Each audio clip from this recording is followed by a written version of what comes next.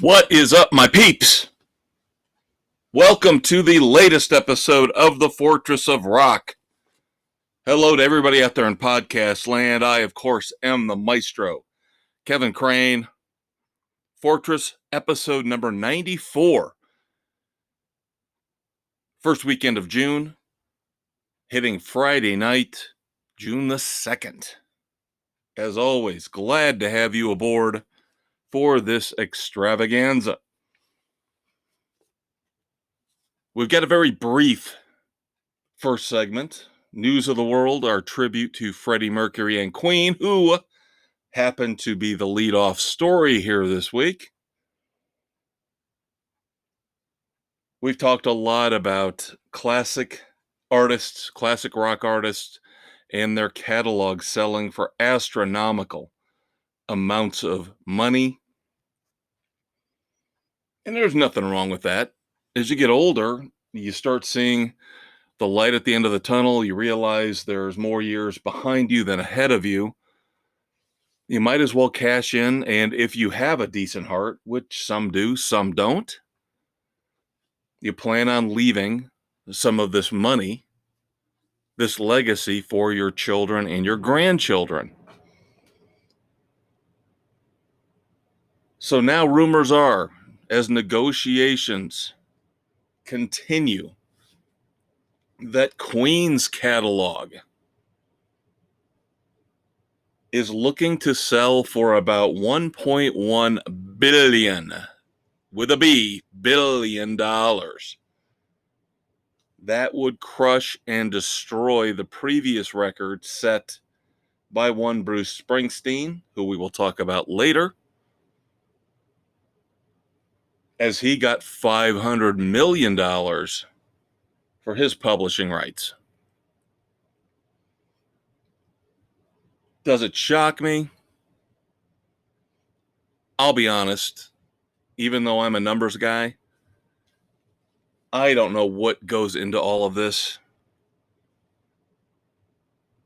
Queen, of course, has had a career resurgence ever since the movie Bohemian Rhapsody. Their songs are probably a little bit more accessible, a little bit more mass appeal than Bruce Springsteen.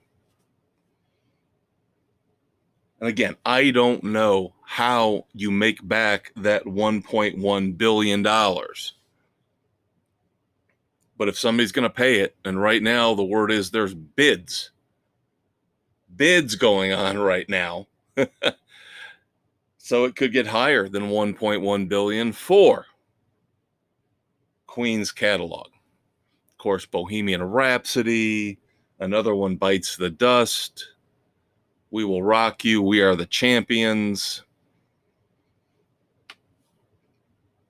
Again, those songs probably much more valuable on a broad spectrum than anything really from Bruce Springsteen.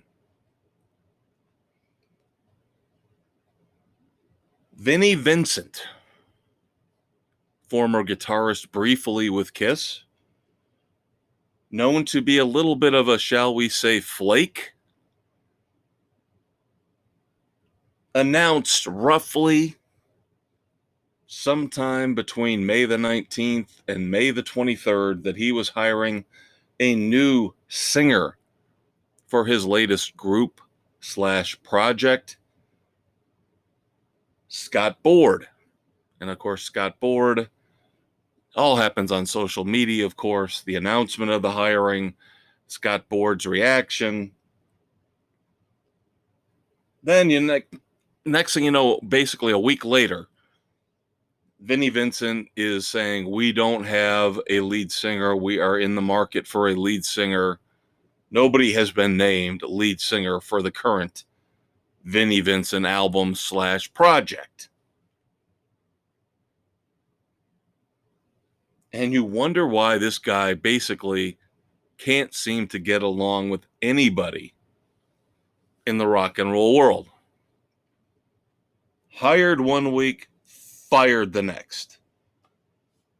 Class act, Mr. Vinnie Vincent.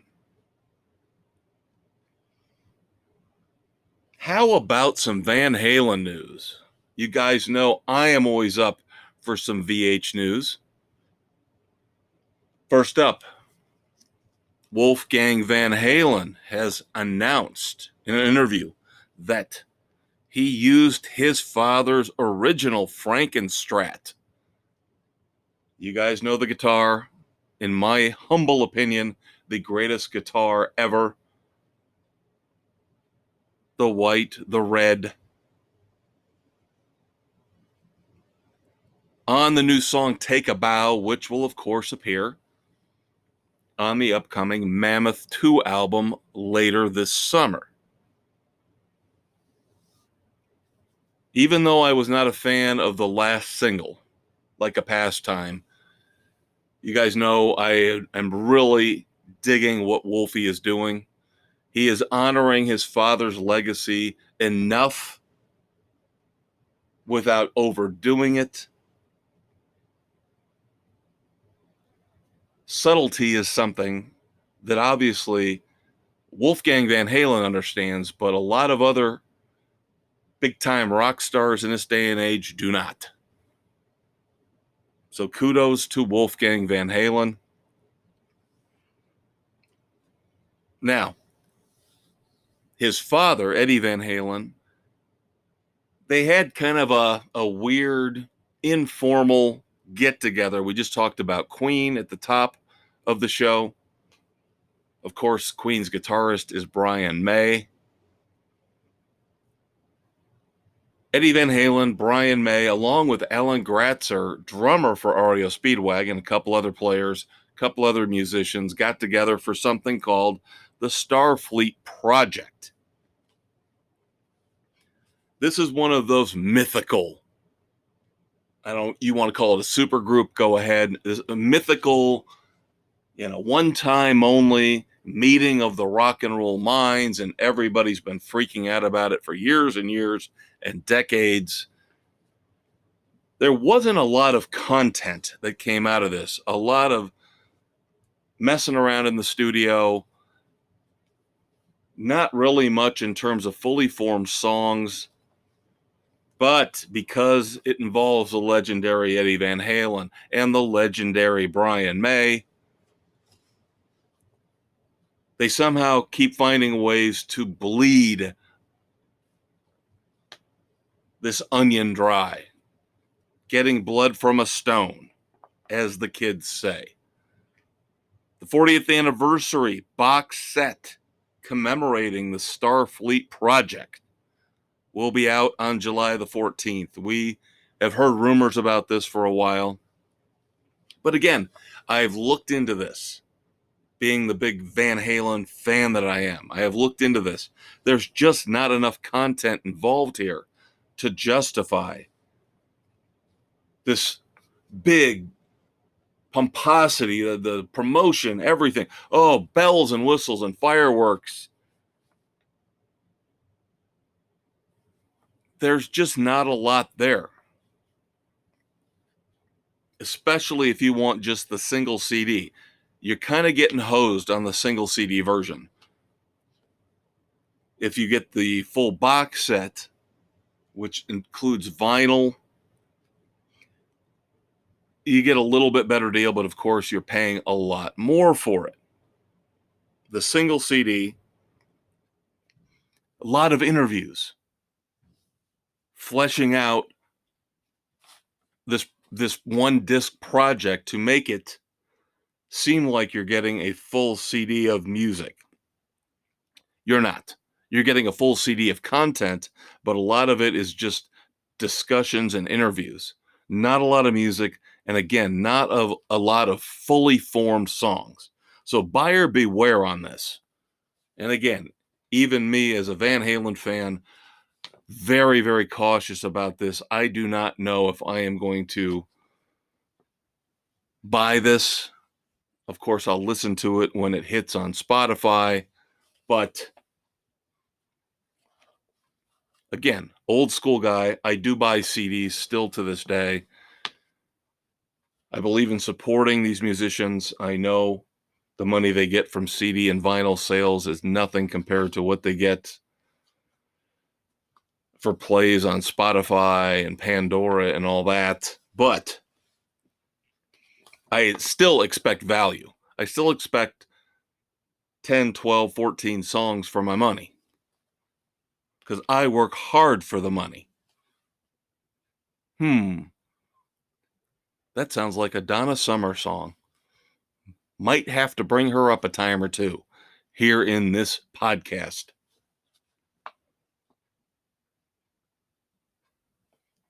Tour news, not a lot going on this week in terms of new tour announcements. I think Skid Row and Buckcherry added 3 dates to their tour. Wow, yippee skippy. Alice in Chains and the Pretenders are jumping in as opening act for Guns N' Roses on just a handful of dates. So if you're going to see GNR, you've got to be aware of who the opening act is going to be because they've got Dirty Honey, they've got Carrie Underwood, believe it or not, now Alice in Chains and the Pretenders, but you better check and see who's opening because really you're not seeing much more than 4 or 5 shows maximum for anybody as a consistent opener for Guns and Roses. So I guess the biggest news in touring this week is that Billy Joel, the great Billy Joel, will end his Madison Square Garden residency, which has been going on seemingly forever, basically playing one show a month at MSG in New York. All good things must come to an end, so Billy Joel has announced he will end his Madison Square Garden residency with the 150th show, which will fall in next summer, July of 2024, the final Billy Joel Madison Square Garden residency show. Can't wait to see what ticket prices go for that.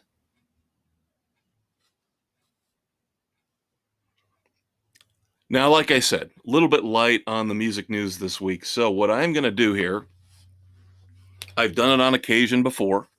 If I find a good movie rooted in rock and roll, a documentary, a musical, God forbid, whatever it might be, I will review it here on the Fortress of Rock. So, to close out news of the world,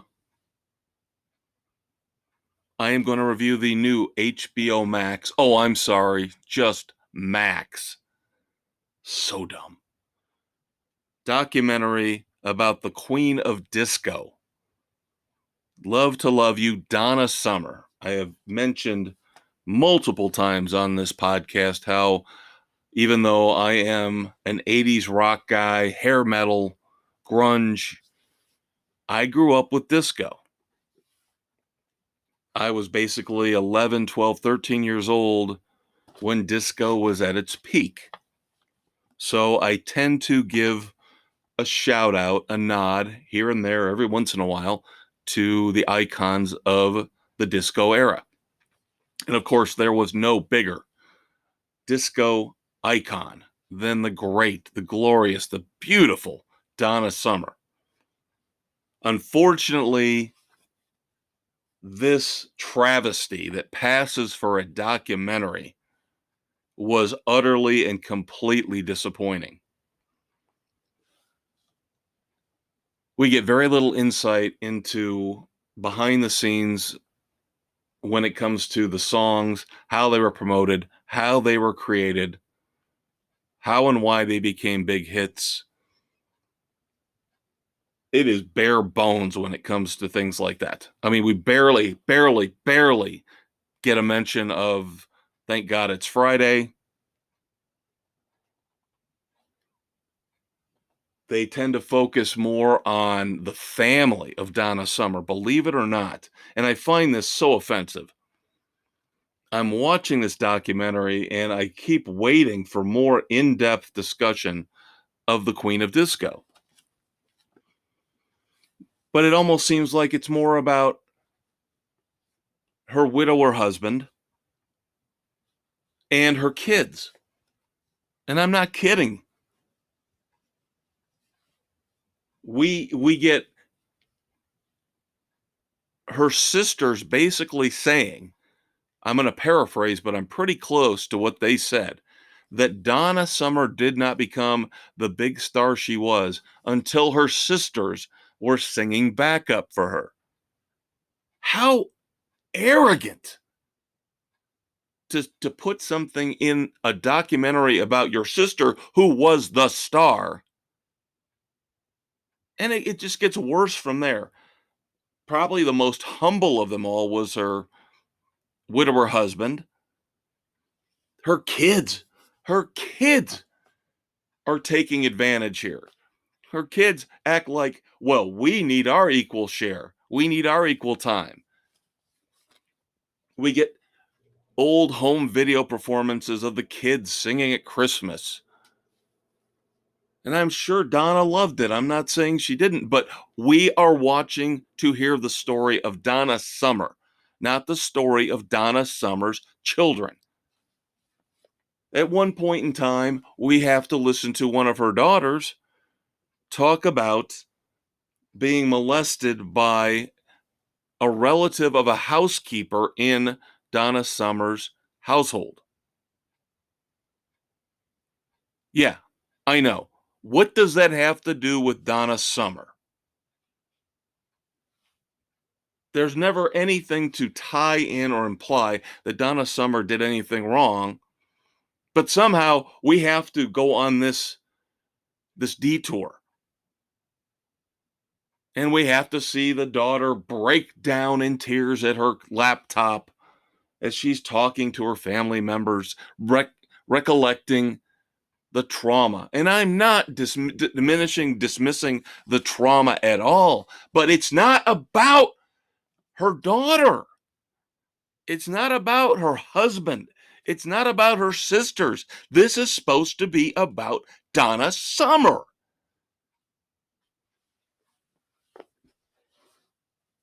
I find this ridiculously, abhorrently self-centered on the part of her family that they took this opportunity. And I was actually really looking forward to this because I didn't know that much about Donna Summer. And again, as a disco kid growing up in the mid and late 70s, the prime years for having my musical taste shaped. Disco was big, I'll admit it. Call me a geek, call me what you will, but disco was big. Then I got into Kiss, then I got into Van Halen, and it was game over from there. But Donna Summer, even, yes, the Village People, the Bee Gees, Casey and the Sunshine Band, of course, were my first favorite band. They all formed the beginnings of my love for music. And I wanted so much to hear about Donna Summer's story. Maybe I was expecting too much. Maybe expecting a linear biography was expecting too much. Even her death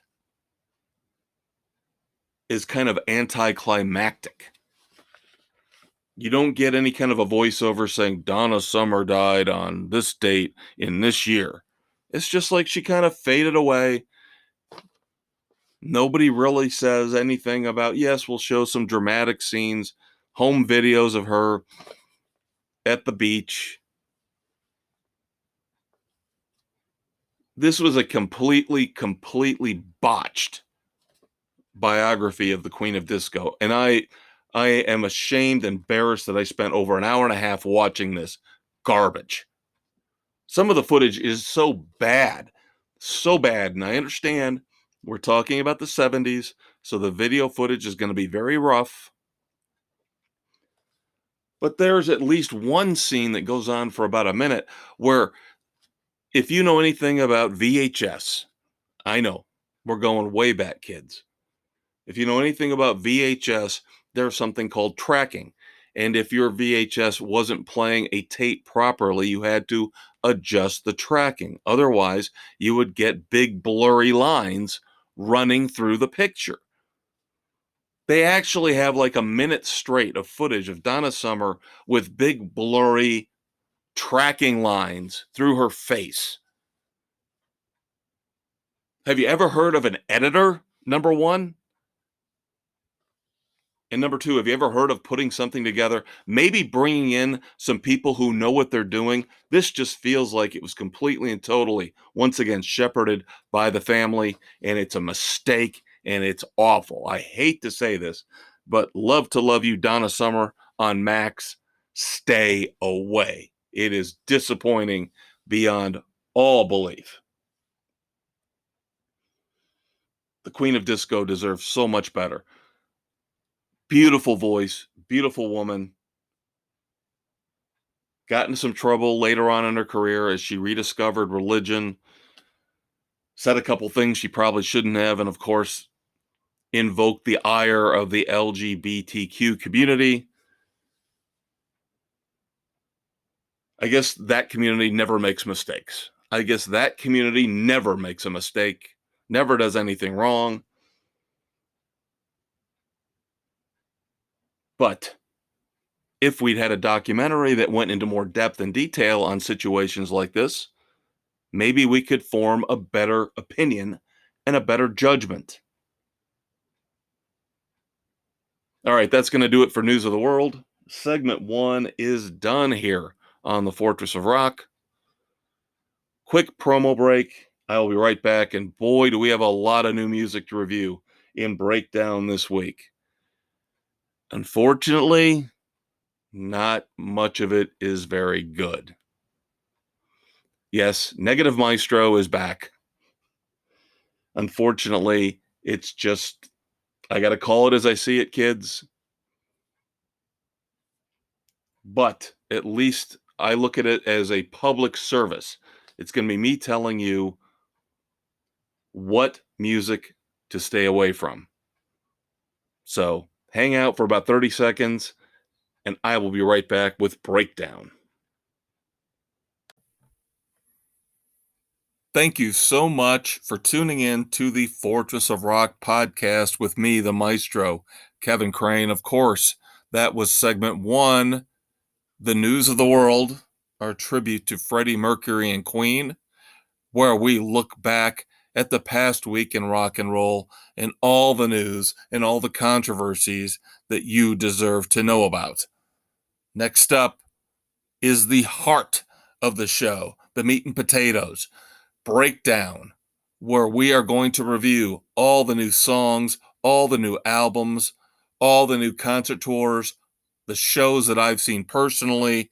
Stay tuned for that. Of course, we're now available on Spotify, Anchor, Apple, Stitcher, Castbox, Google, Pocket Cast, and Radio Public, wherever you listen to your favorite podcasts. Hang out, kids. We'll be right back. Welcome back to the Fortress of Rock. I am the Maestro, Kevin Crane, segment 2 here. On June the 2nd, 2023, of course, is Breakdown. Arguably the best segment on this podcast each and every week. But of course, I think they're all awesome. But I'm biased. Breakdown, of course, our tribute to Tom Petty and the Heartbreakers. Album reviews, song reviews, concert reviews. Still, unfortunately, about 3 weeks out from getting into the concert season. But plenty of new music coming out here throughout the month of June into July. Our featured album review of the week. A band I will be seeing in early August. Matchbox 20. The new album, first album from them in a decade. Where the Light Goes. And of course, as we like to do, I won't say always anymore because I've cheated here recently a couple times. But most of the time, 95% of the time, we go track by track. 12 songs on Where the Light Goes. Now, most bands like to start off with a really solid 1-2 punch at the beginning of the album. The rest of the album might lose some steam, might let you down, but at least you can usually depend on the first song or two to get you going, give you some optimism. Not in this case. I have so many points of criticism for this album. It's ridiculous. And I have found out in my investigative journalist mindset that I had after listening to this album a few times, I found out what the problem is. But I digress. So song 1 is Friends. I don't know what this song is. Number 1, flaw. Stop using kids' choruses in rock songs. Godsmack made this fatal mistake, not the last album, but the album before. You're a rock band. We don't want to hear a bunch of kids going, whoa, whoa. Nobody wants to hear that on a rock album. Stop it. What are you thinking when you do something like this? So, of course, Friends has a kids' chorus and an insanely irritating, all my friends are here. This doesn't even sound like Matchbox 20. Now, luckily, I know there are more songs coming that are more of the trademark Matchbox 20 sound, since we've reviewed a couple of them here. But this is just an awful start to the album. I mean, awful. Believe it or not, though, there is one other song on the album that is worse than the leadoff track, Friends. Now, song 2 is, of course, the first single that we have reviewed, Wild Dogs, Running in a Slow Dream, which, of course, is solid pop rock. I liked it. It's catchy. Then you get Rebels, which is okay. You get One Hit Love, which is really not good. Really bad. Still not the worst, though. Then you get Warm Blood. Again, another tepid mid-tempo song. This band, again, just like Greta Van Fleet, who we'll talk about in a couple minutes, just like a lot of bands lately. I don't know if it's because I'm getting older, getting more cynical, but a lot of these bands seem like they've lost their way. They do not understand the sound, the dynamic that made them popular in the first place. And Matchbox 20 is definitely at the forefront of this. Rebels, One Hit Love, and Warm Blood, that trifecta is dull, dull, dull. But again, I know why. And I will explain at the end of the review. Now, finally, we get at track 6, Queen of New York City. Now, Matchbox 20 is always good for one slow to mid-tempo, really catchy, kind of a love song, yearning for a better life, usually written from a female perspective. And that's what Queen of New York City is. Now, is it great? Is it like Bright Lights, which I think was one of the greatest rock ballads of all time? No, it's not that good. But I'll take it. Queen of New York City is, after the long slog we've just went through with 3 boring songs, Queen of New York City is a refreshing, catchy, mid-tempo ballad. After that, we get another mid-tempo ballad, not quite as catchy, but still pretty good. The title track, Where the Light Goes. And then we fall back into a rut briefly with Hang on Every Word, track 8. Ugh. Again, another dud. Then things pick up for the most part over the last 4 songs. Second single is track 9, Don't Get Me Wrong. Arguably the best song on the album. More of the catchy stuff, catchy upbeat stuff we expect from Matchbox 20, not including the first album, because the first album, of course, was downbeat, brilliant.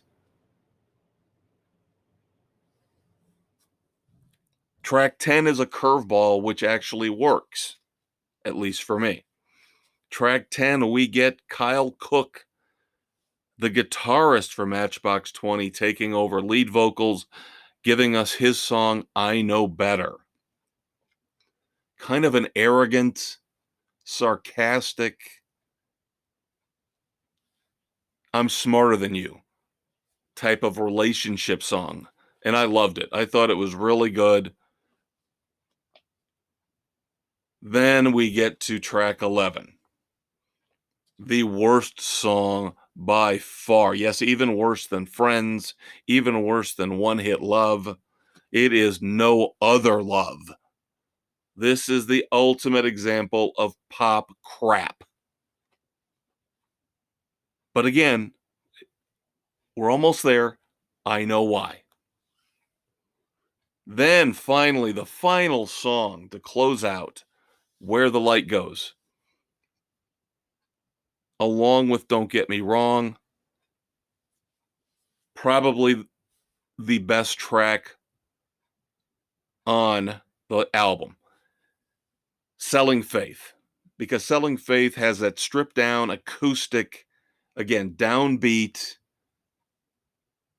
moody feel that we loved from Yourself or Someone Like You, the fantastic debut album from Matchbox 20. If you're selling Faith, then I'm buying right now. Rob Thomas sings over a plaintive guitar strum.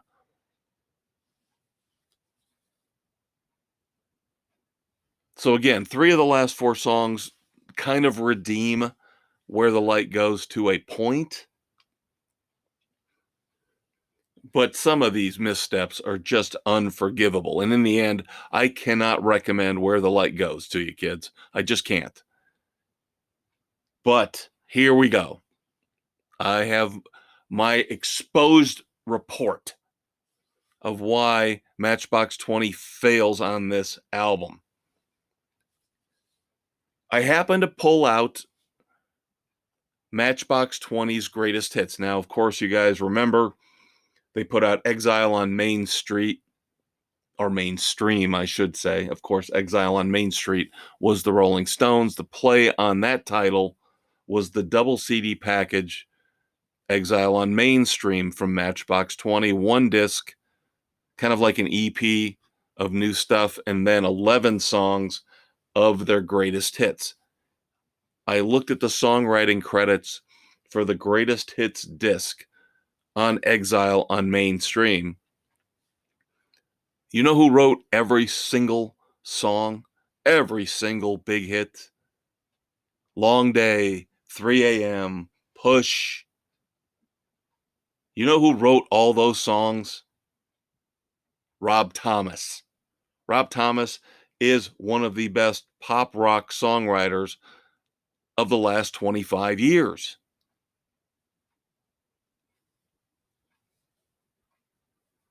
For some reason, I don't know if he's trying to be a nice guy, trying to keep the band together, but something must have happened because he relinquishes songwriting duties on half this album to the drummer for Matchbox 20, Paul Doucette. And this guy couldn't write a song to save his life. Guess who's responsible for that awful title track, Friends? Yes, Paul Doucette. Guess who's responsible for the next worst song on the album, No Other Love? Paul Doucette. Guess who's responsible for the boring Hang on Every Word? Paul Doucette. Guess who's responsible for the tepid Warm Blood? Yes, you got it. Paul Doucette. The songs that Paul Doucette wrote for this album are awful, and he is the single sole reason why Where the Light Goes stinks. And I, again, don't understand why Rob Thomas would relinquish his songwriting duties to this extent to Paul Doucette. Now, Rob Thomas wrote Queen of New York City, Where the Light Goes, Selling Faith. He brought in a couple outside writers, it looks like, for Don't Get Me Wrong. But you can tell the better songs are, again, shepherded, spearheaded by Rob Thomas. Now, they collaborated, Doucette and Thomas did, on tracks 2, 3, and 4. And outside of Wild Dogs Running in a Slow Dream, Rebels and One Hit Love still weren't that good. I still blame Paul Doucette for this. Know your role. Be happy with the fact that you've got a buddy, you've got a friend leading a band that's making a ton of money, or at least used to, because of his songs. Not because of you, but because of him. Be happy. You get to go on the road and have fun and play music and make money in front of thousands and thousands and thousands of people. Don't try to pull a power play where you say, I want to write more songs. Screw Rob Thomas. I want to write more songs. Here's what you get. It's a recipe for disaster. It's disappointing. The world of rock and roll egos. Here you go, kids. This is something we need a documentary on. I want a documentary on the making of Where the Light Goes. Not some fluff. I want a true documentary. Last segment, we talked about the awful Donna Summer documentary. Give me something that really, truly explains to me why Paul Doucette thinks he's a better songwriter or an equal songwriter to the great Rob Thomas. Yes, I'm fired up about this, very upset. Because if you let Rob Thomas do his thing, odds are you're going to get a solid album. Think about a Simon and Garfunkel album back in the day, for you really old school Fortress of Rock denizens. What if Art Garfunkel came to Paul Simon and said, I can write songs as good as you. Why don't you let me write half the album? And again, Paul Simon, one of the greatest songwriters of all time. Do you really think that would have flown? Garfunkel had a great voice. He worked in his role in the duo. Paul Simon was responsible for writing almost all their hits. Almost all the songs you know and love. But again, egos get in the way. All right, 4 songs to review this week. Now, next week, we will have a review of the new Foo Fighters album. But here we are, just came out today, June the 2nd, 2023. But we have a song, the final single that was released here last week, just before the album came out today. The song is Show Me How. And you would think with the Foo Fighters, if you guys have been listening here, we're closing in on 2 years of the Fortress of Rock. If you've been listening week after week, you know how much I love and respect Dave Grohl, his passion, his energy, one of the few artists out there who continues to create new music, new content. I am not optimistic about the new album. I have sampled it today. Haven't had a time to dive into it full force, but Show Me How. When I heard this earlier this week for the first time, I cringed. I cringed a little bit. This could arguably be one of the worst, if not the worst, Foo Fighters songs I have ever heard in my life. And I'm going to tie this back into the Matchbox 20 review, and here's how, and here's why. One of the songs on the Matchbox 20 album, the one that I told you I despise with a passion, No Other Love, features a co-female vocalist. And we've talked about this with Def Leppard here recently, with Diamond Star Halos, and their god-awful orchestral remake of Pour Some Sugar on Me, again, with a female co-lead singer. So now with the Foo Fighters, we also get a female co-lead singer on a downbeat, boring rumination. Sure, I know it's got to be about Taylor Hawkins. It's got to be about how they're missing Taylor Hawkins and life without him. And I get that. And I was expecting that. I was expecting some of these songs to be cathartic, but you got to make them interesting.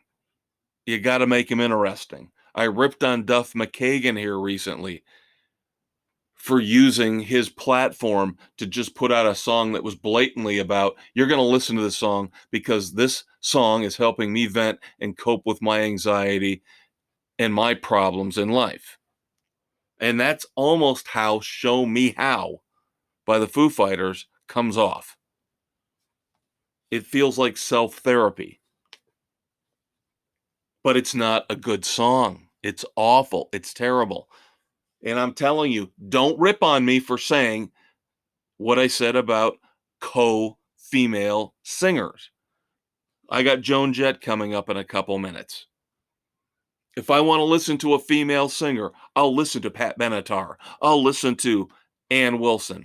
I'll listen to Hart. I'll listen to Joan Jett or the Bangles, the Go-Go's. I have great affection for a lot of female rock singers out there, but just to bring in a female voice in a male rock band is stupid. Stupid, stupid, stupid. Because again, you are slapping your fans in the face and saying, well, we don't really care what you think. We're going to indulge in what we want to do. We're going to try to play to the masses. Mistake. Big, big, hairy freaking mistake. And I hated the new version of Pour Some Sugar on Me so much I didn't even review it here on the Fortress. I hated Matchbox 20's No Other Love, and I never thought I'd say this, I hate the Foo Fighters' Show Me How. This does not bode well for the upcoming album, and I begin to wonder seriously if Taylor Hawkins wasn't the magic behind the scenes that somehow inspired Dave Grohl to be better. Because from what I'm hearing, the 3 songs so far that are out before today's release day, not impressing me. Also not impressing me, another band that has lost its way, but much younger. Greta Van Fleet. Second song off their upcoming album is Sacred the Thread. I guess this is a song about their love for the jumpsuits they now wear that make them look like complete and total idiots. This band had so much promise. Yes, they blatantly ripped off Led Zeppelin riffs, but they enhanced them. They changed them up and made them work for a modern rock audience. Now they're just blatantly ripping off Led Zeppelin.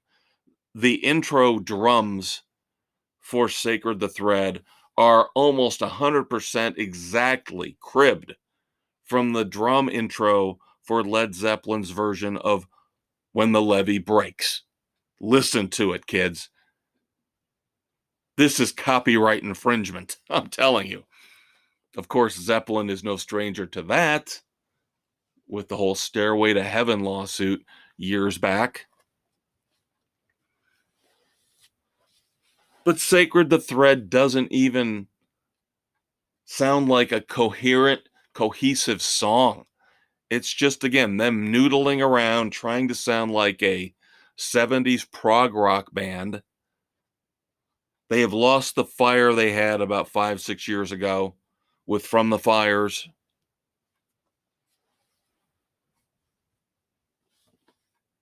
I don't know where to go with this band anymore. They are so disappointing to me. They won't be the only young band to flame out early. Rolling Stone, all the critics proclaiming they were the next great thing in rock and roll.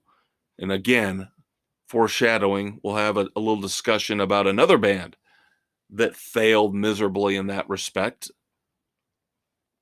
But it looks like Greta Van Fleet will now fall into the category of woulda, coulda, shoulda in rock and roll history.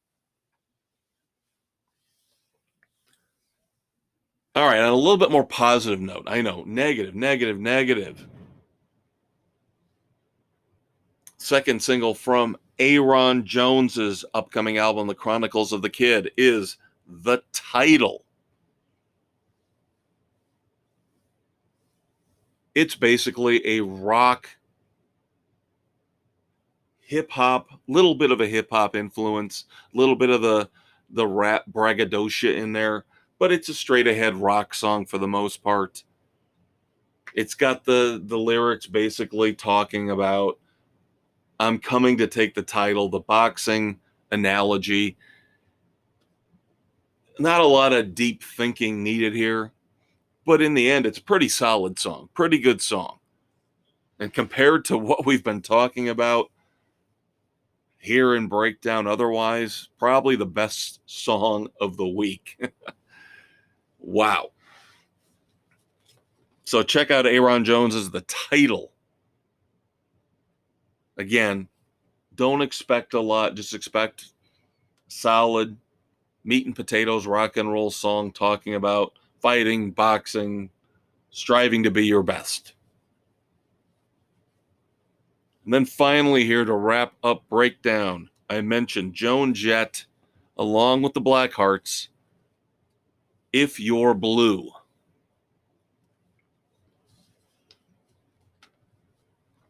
Not bad. Not bad. Now, unfortunately, as I was touting Joan Jett along with the Bangles and Pat Benatar, all the great female singers, Debbie Harry of Blondie, of course, the one big major flaw in If You're Blue is Joan Jett's voice sounds ragged and awful. The rest of the song is pretty good. Catchy guitars, nice band dynamic, a decent little pop punk ditty, let's put it that way. So along with Aaron Jones, The Title, check out Joan Jett and the Blackhearts, If You're Blue. Couple of decent, solid, but not outstanding songs.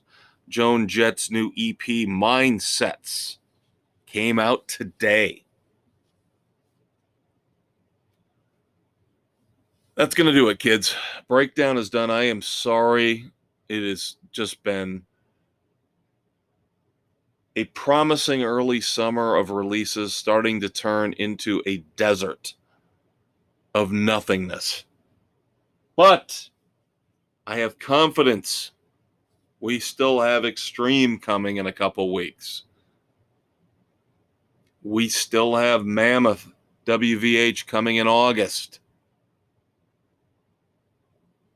Double album review next week, but I don't want to spoil it for you. You'll have to wait till the fourth and final segment to hear what we're going to review next week here on The Fortress. But you know what time it is. Doc Brown, sweating like the proverbial pig, his spiky white hair sagging from the humidity. Yes, it's over 90 degrees where we are. He's checked and double checked the coolant levels in the rock and roll DeLorean, making sure the AC is working as we jump into the time stream, head back to celebrate great moments in rock and roll history. I want to go back coming up after a quick promo break. Stay tuned, kids. All right, now that we've looked at the current state of music in our breakdown segment, it is time to climb into the DeLorean and travel back in time to look back at moments in rock and roll history, birthdays, deaths, anniversaries of song and album releases.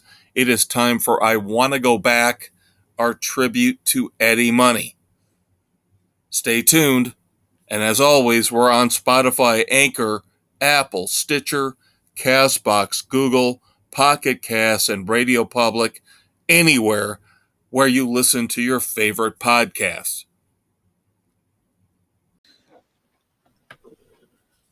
All right, Doc Brown and I are in the rock and roll time stream here on June the 2nd, 2023, here on the Fortress of Rock.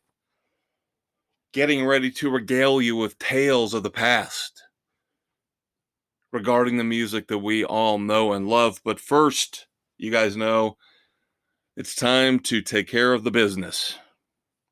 First up, a lot of great sources out there for rock and roll news. Rolling Stone's not one of them, but I have others. Others I trust more.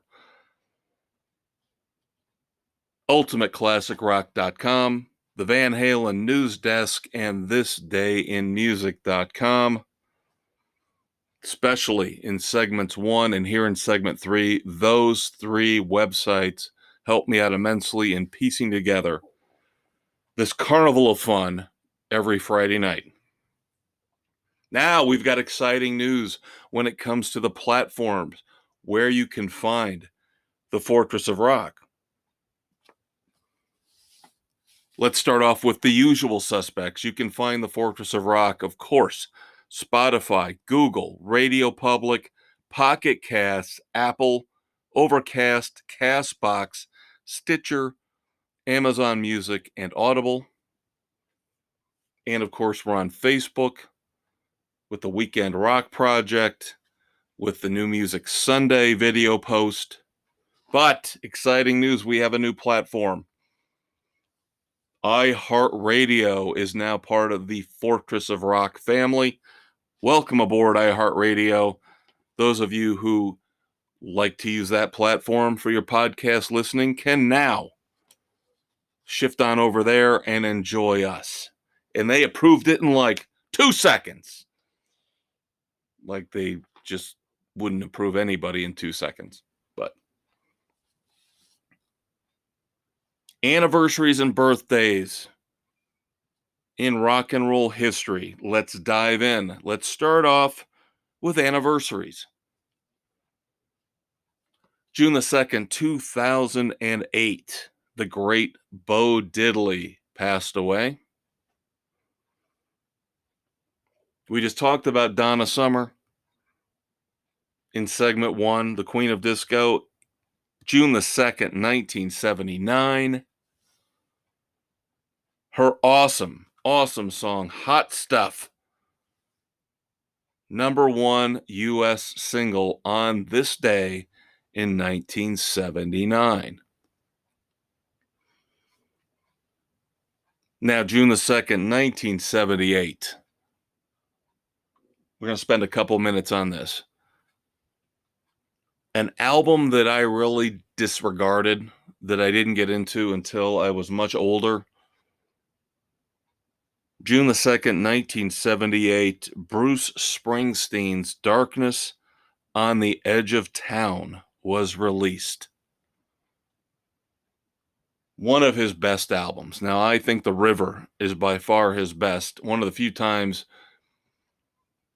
a performer or a band in rock history pulled off an awesome double album. The River might actually be the best rock double album of all time. Of course, Guns N' Roses, Use Your Illusion, if you want to count 1 and 2, as a double album, which I do, would put up a pretty good fight.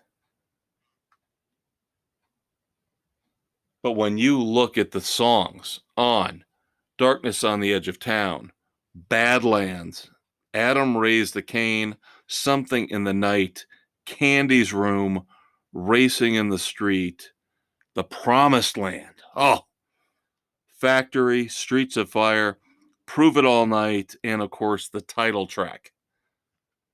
Very hard to find a clunker in there. Of course, the egomaniacal rock and roll jerk that he is, Bruce Springsteen has to have himself on the cover in full sullen, I know I'm a rock and roll icon mode. With his pathetic white t-shirt and his leather jacket. It's all about Bruce. I can separate the fact that I don't like him as a human being from the music. And he is by far one of the greatest rock and roll stars of all time when it comes to the music. And he's also one of the greatest rock and roll buttheads when it comes to how he behaves otherwise.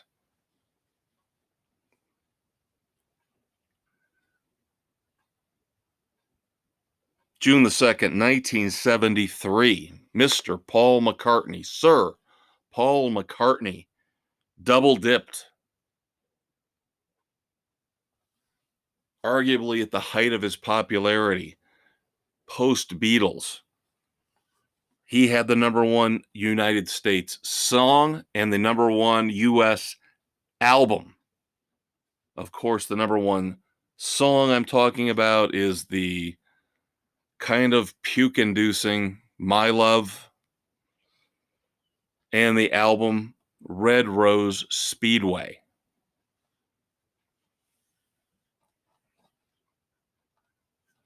All right, let's move on to birthdays. I spoke earlier about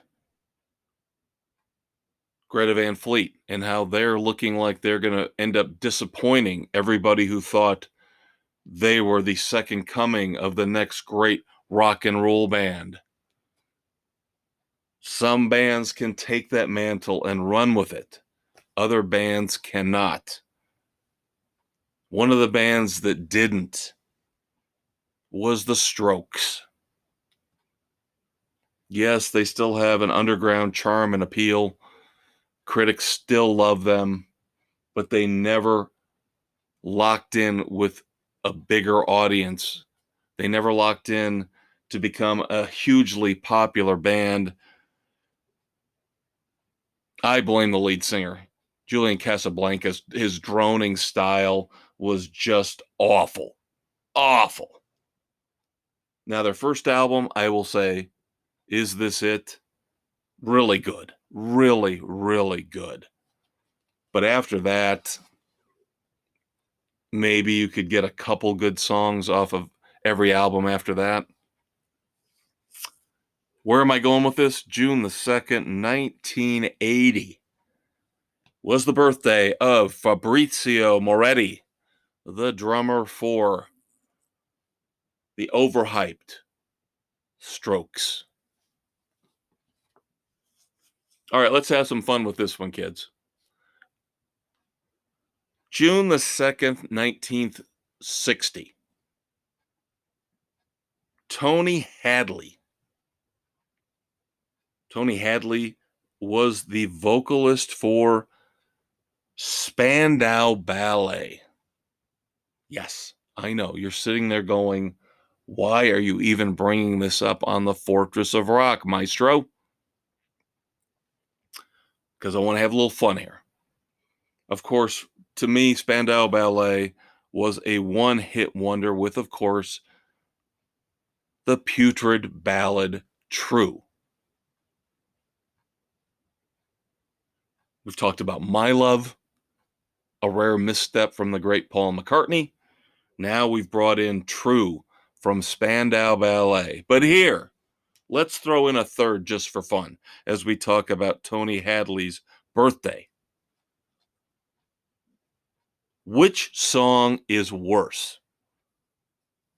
Paul McCartney's My Love, Spandau Ballet's True, or a song I keep hearing over and over because in my office at work, the radio only picks up 2 channels, and one of them's country, and I'm not listening to country. So the other one has a bizarre mix of 70s, 80s, 90s, and modern hits.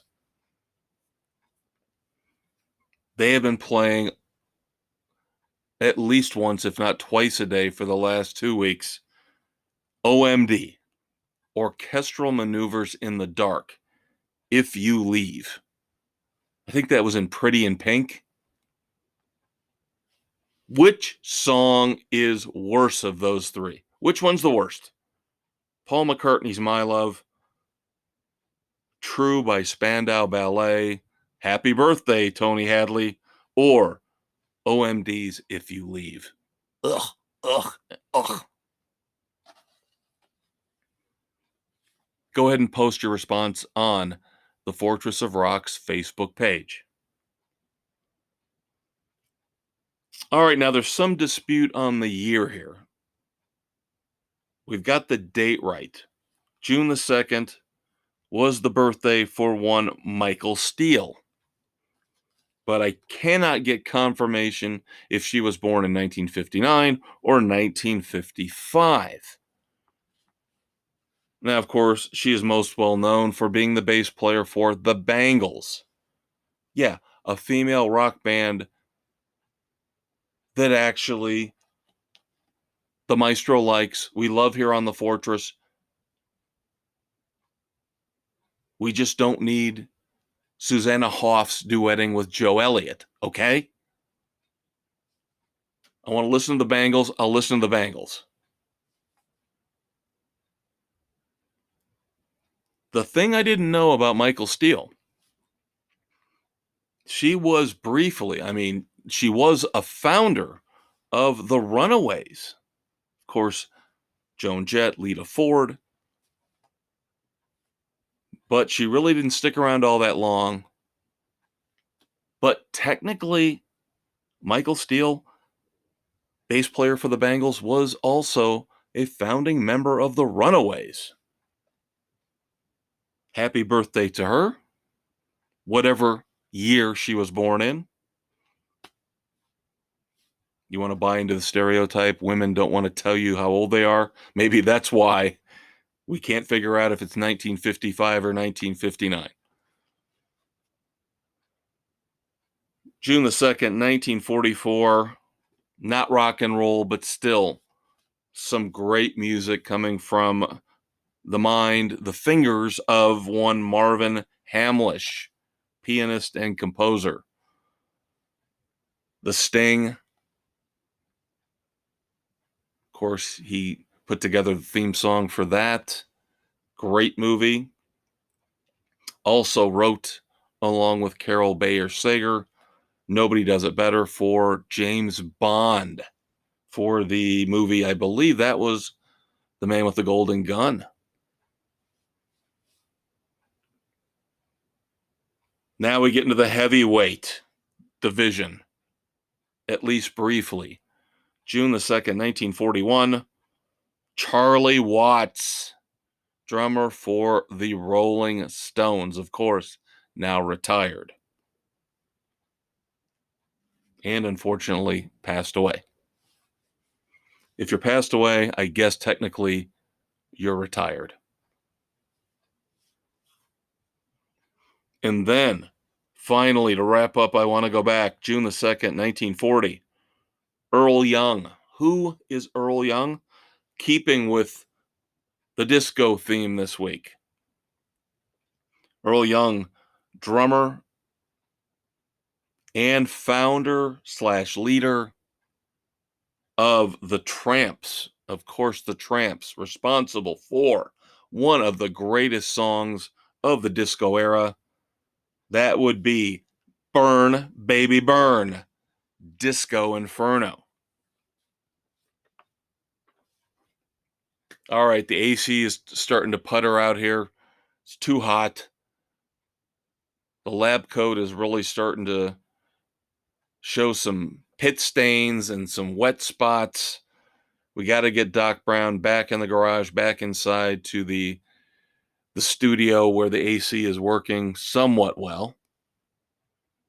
But we're not done yet. Of course, we've got one final segment left here on the Fortress of Rock, and that would be Wrap It Up, where we discuss the new music we will be talking about here throughout the month of June on this podcast. So, one more quick promo break, and I will be right back to, yes, wrap it up.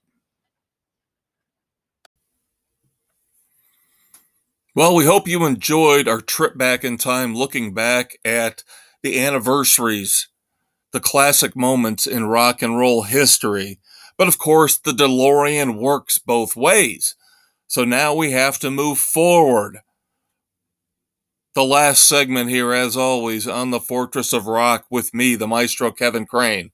Spotify, Anchor, Apple, Stitcher, Castbox, Google, Pocket Casts, Radio Public, wherever you listen to your favorite podcasts. It's all about the future. What's coming out here in the next month or two? What songs? What albums? What concert tours? That's why we call it Wrap It Up. Thanks to the fabulous Thunderbirds. Thanks to you for hanging out. Here comes our final segment. All right, that's going to about do it for the Fortress of Rock here, episode 94, June the 2nd, 2023. But got to give you a little taste, a little preview of what we're going to be talking about in the breakdown segment here in the coming weeks. Next week, we do it rarely. It's a burden on me.